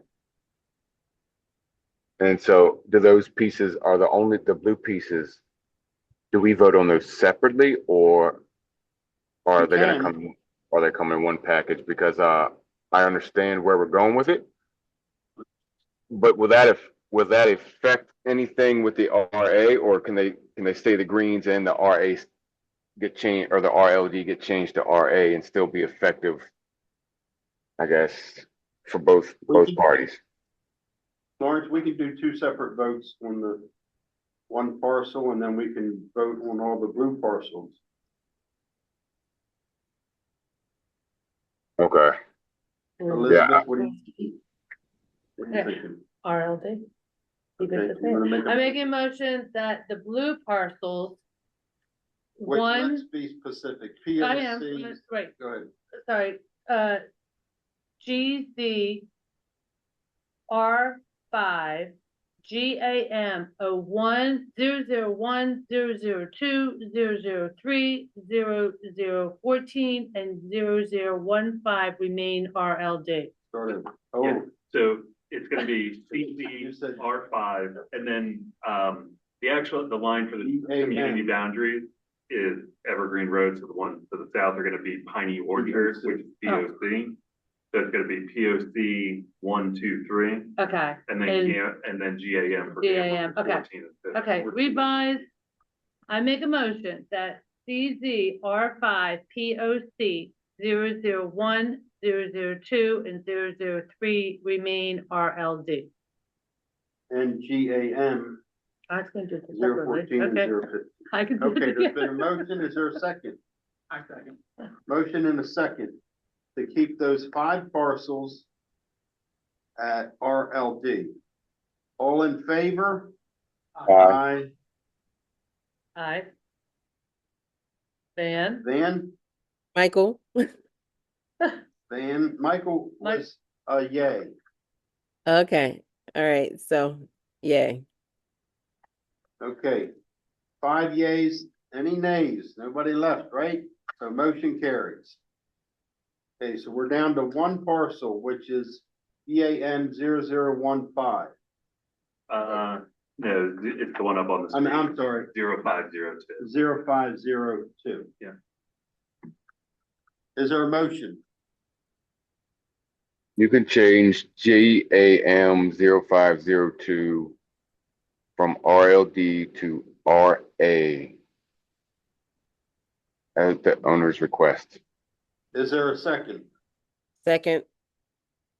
Motion been made in second to change DAM 0502 to RA. Lawrence, your vote? How about yay? Yay? Van? Yay. Yay. Elizabeth? Nay. Nay. Gus is a yay. And Michael abstains. So we have 3 yays, 1 nay, and 1 abstention. Motion carries. Righty. That will take us to our final application for the night. This is GAM 0503 located at 876 Maple Road. Parcel is approximately 5 acres, currently split zoned C1 and RLD. The adopted plan land use, Plan 2040 plan land use is rural. The owner had requested MXDN to allow retail / office space / residential uses. OPZ is recommending the parcel be entirely zoned RLD. RLD zoning is consistent with the adopted Plan 2040 plan land use, the existing residential use, and the remaining RLD on the zoning part on the property. Written testimony was similar to what we written testimony noted that the requested zoning is inconsistent with the rural community character and would negatively impact public facilities, natural environment, the quality of life of the adjacent properties. This was similar to the oral testimony we heard from individuals attending the meeting tonight. Okay, board members, discussion. I support OPC's recommendation for RLD. I support OPZ's recommendation. I support it. Okay, it's unanimous. Everyone supports OPZ's recommendation. No vote needed. So that would conclude for Region 5, and then Region, if you're comfortable, we can just move to the last slide, which is, again, next steps. So tonight, again, concludes the Planning Advisory Board process. We plan on bringing the plan, the draft plan, as well as the zoning map to the County Council in early 2026. County Council receives 3 recommendations. They receive our recommendation, Planning Advisory Board's recommendation, as well as the Stakeholder Advisory Committee's recommendation.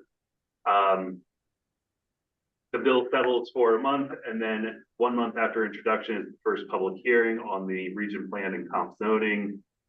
Bills have 95 days to be adopted, otherwise they die. So again, we anticipate, or I should say in the past 2 rounds of previous 6 region plans and comp zoning, I think the bills have gone to the 4th and last public hearing.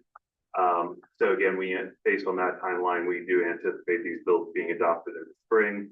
And then for folks that do have an application in or any zoning may change, the effective date of any potential zoning change would be approximately 45 days, typically 45 days after a bill is adopted.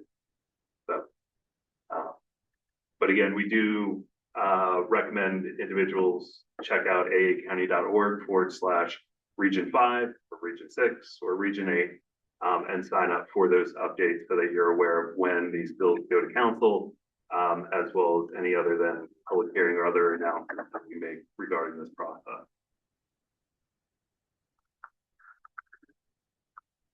Alrighty, with that, we're complete? We are done. Do you have any administrative? Yes, I just wanted to remind you guys of the dates for the CIP review. The first date will be February 13th. I anticipate. Oh my God, you're killing me. What about Valentine's Day? We go through this every year. An anniversary, I think. We'll have to work something out with the budget office for the next year. But yeah, so currently it's February 13th, which is a Friday, and I anticipate we'll go from 9 a.m. to 4 p.m., but it will be on Zoom. So, you know, if you're on a little vacation. Okay. Would it be okay? Yeah. And February 20th will once again be a Friday from 9 to 4. Those dates, I do anticipate they will end a little before 4. As you guys know, we scheduled them until around like 3:30 or 4, but people tend to run early. And then Friday, February 27th from 9 to 2, that's for deliberations. For deliberations, there is a little more flexibility. I understand it's asking a lot from you guys to give up 3 work days. So if we want to move that to a night meeting, I'm open to discussion and provision. Okay. And then the final item, I don't. Sorry, what? Are they all by Zoom? Oh, the last one is typically in person. we could move it on. So to the first two, The first two are on Zoom. okay. But like I said, the third one has more flexibility if you want to stay on Zoom or if we want to move it to an evening. Or Zoom, okay. I currently don't know of any agenda items through the end of the year or before CIP. I'll be in touch as soon as possible if I hear about anything. But I feel confident saying tonight that I will see you next year at least. So please take some time before our next meeting to consider. We do have a opening for our vice chair. So if you're interested in the position, please reach out to me or Gus. And please be prepared. I would like to get us a vice chair at our next meeting, whenever that is in the new year. Okay. And that's it. And on that, I would like I'd like to get a vice chair, but I would also like to get another member. Exactly. I'm gonna put So effort I into would that as prefer to not vote on vice chair until we get another member. So let's hopefully all those things fall together. I agree. So, okay, well, thank you, everyone. And before we have a motion, I just want to thank all OPZ's work and hard work, and long hours and lots of fun discussions. But what a wonderful job. And we all know now why comprehensive rezoning only comes around about every 10 years. Right. Thank goodness. And also, board members, thank you very much. I know it's been a long 6 months or so or a year with all this rezoning stuff, but it was out of the ordinary, but we made it through it. And I look forward to getting a little bit of a break before we get into some budget stuff. So thank you, everyone, for all your help and support. And we thank our leader. Yes, thank you, Gus. I've done to carry Being it so through. awesome. I'm looking for a motion to adjourn. I'm motion to adjourn. Motion been made and seconded. All in favor? Aye. Aye. Any nays? Motion carries.